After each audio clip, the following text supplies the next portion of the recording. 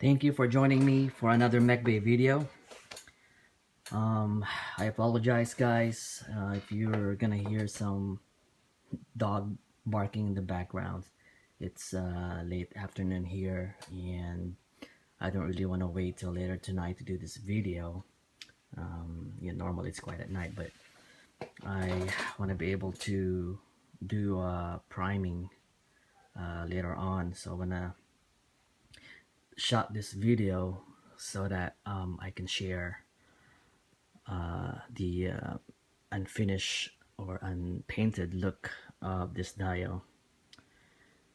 It's a pretty big dio. It's probably one of the largest dio that I'm doing ever since I started making dios. And this dio is basically themed around a abandoned roadside, storefronts and service garage. The client wanted to have a dio where he can recreate not necessarily Walking Dead stuff, but something post-apocalyptic or something like that. So this is what I created. So this one right here is the 1-inch thick insulation foam, and as you can see, there's this white stuff in here. This is actually spackle. It's this sheet usually comes in 2x2 only, and I needed something larger because I added that service garage. And so what I did is to be able to have this custom size platform is cut another piece and attach it here, and I used toothpicks in between to reinforce attachment, then hot glue, and then just covered the seam with the spackle or those lightweight plaster or something like that, and sanded it down, so once this is painted you're hardly gonna see that. And I put this kind of like drain inlet in there, because you're gonna have the sidewalk, and this will be like a swale, or basically curb and gutter. And just to add realism, I added that drain. And basically this part right here is it's actually for it's a, what do you call this, sewing mat or something. Actually, they use this for for people who do not crochet, I don't know what it's called, but to create patterns, and they use those yarns, and that's basically what that material is. And it's available at Michael's or Hobby Lobby, and it comes in like different sizes of the squares. So if you want something smaller, or like smaller scale figures, then you can get those smaller size square. I throw in this 1/12 scale motorcycle, and even this Deadpool that I have as a reference of scale for this dio. And if I go back, you could kind of see the overall look.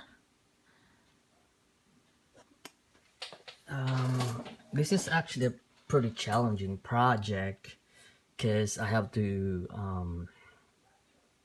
do some stuff that I haven't done before, but I think I was able to find new techniques by doing this, and so I'll definitely be able to use what I've learned in doing this in future dios.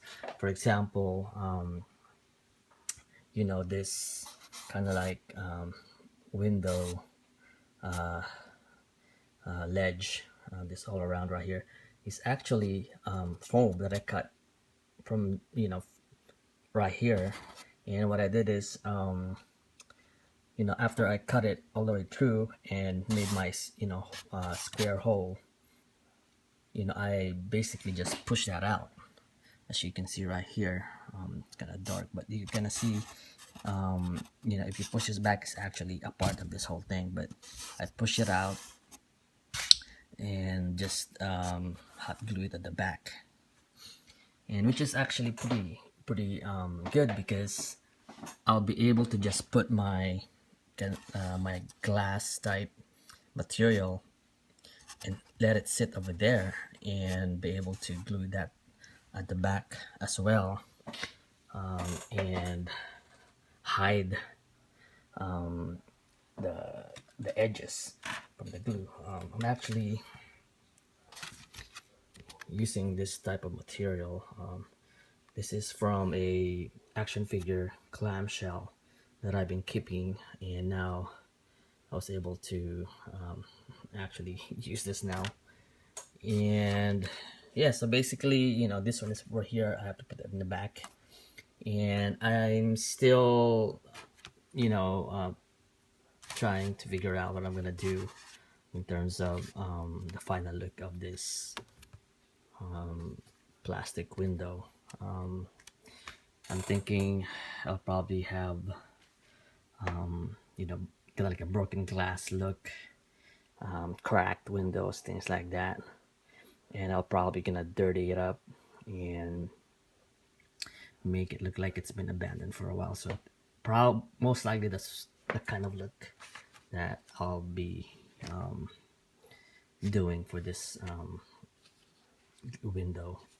And then for this door, I decided to do a basically it's a frame, and the middle will be glass. And usually a lot of those applications type doors you see at those old style storefronts, and basically that's what I'm trying to recreate in here. And so basically this frame, I used project foam board, which is pretty easy to use, but I normally don't use it. But for this kind of application, it's practical, because it's easy to cut. It's thinner than the insulation foam, and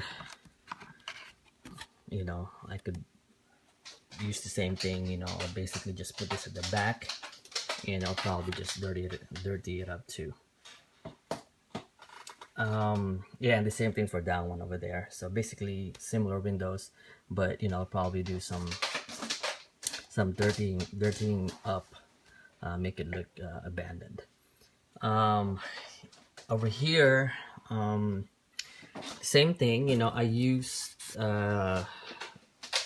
I made this ledge by, again, cutting through the existing foam and just push it out to create this ledge.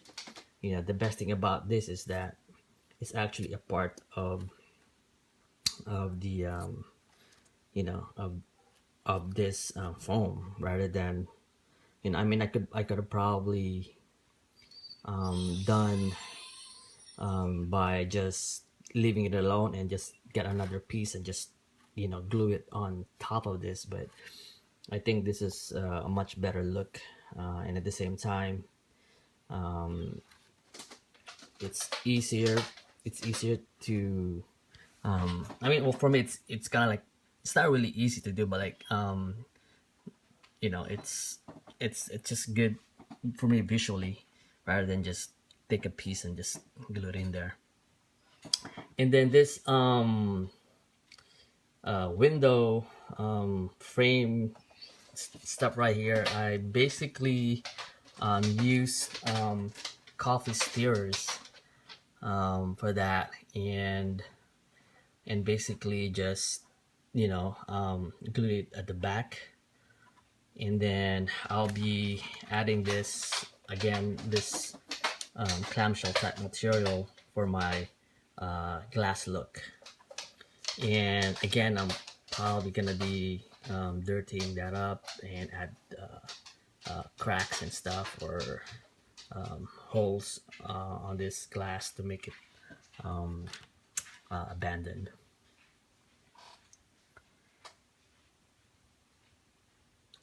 A lot of this is basically, you know, a lot of cutting basically on this project.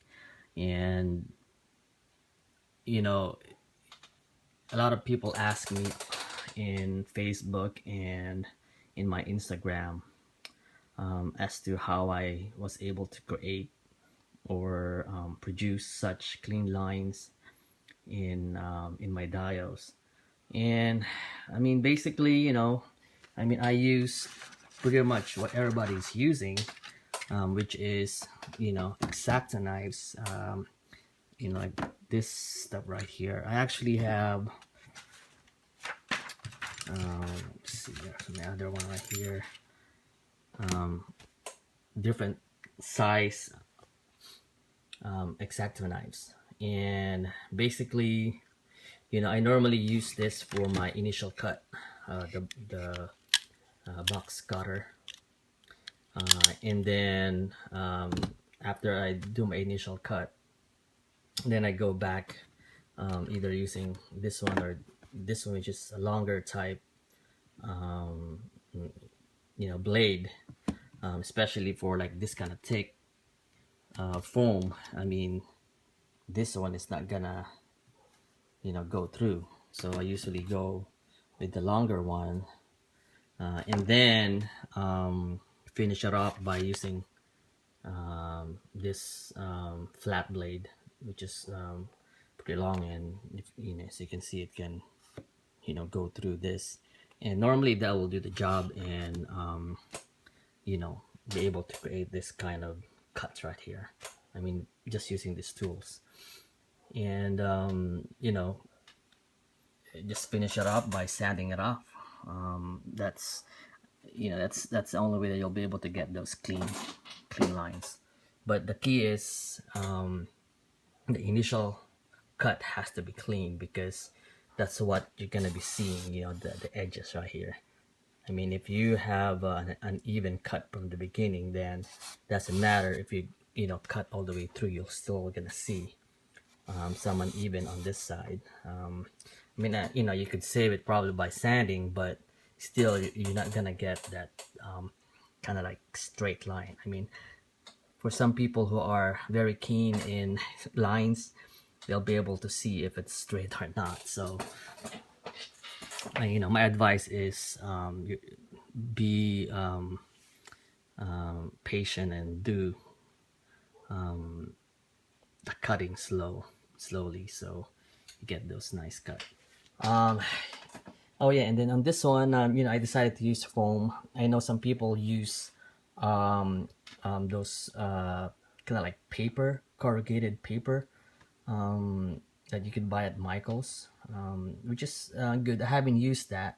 I've been thinking of using that, but I just don't have time to go out the other day, so I decided to just use the foam you know, that I cut. Basically, this is the same foam that I cut from here, and just push it back to create a depth.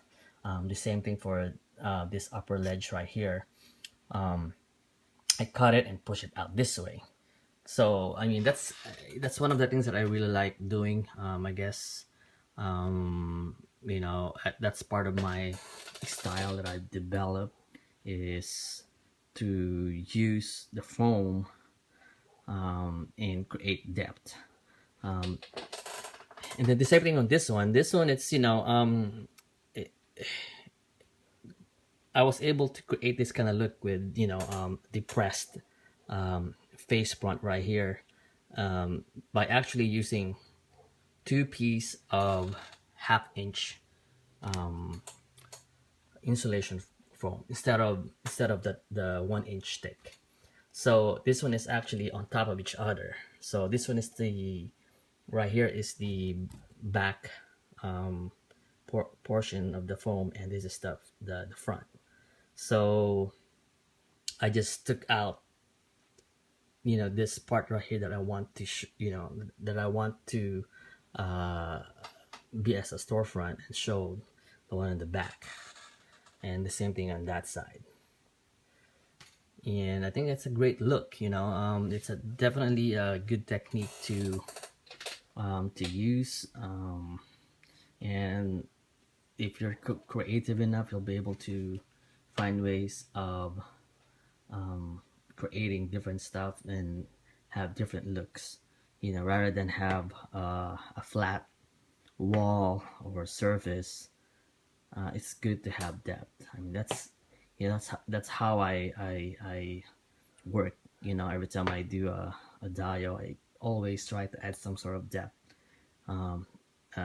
there somewhere. And then in here, and eventually, you know, once I finish painting this one, I'll be adding some decals in here. I actually printed some, you know, right here. So I'm gonna be cutting those up and you know, lay them out and glue them on the face front right here to create that old style service garage look.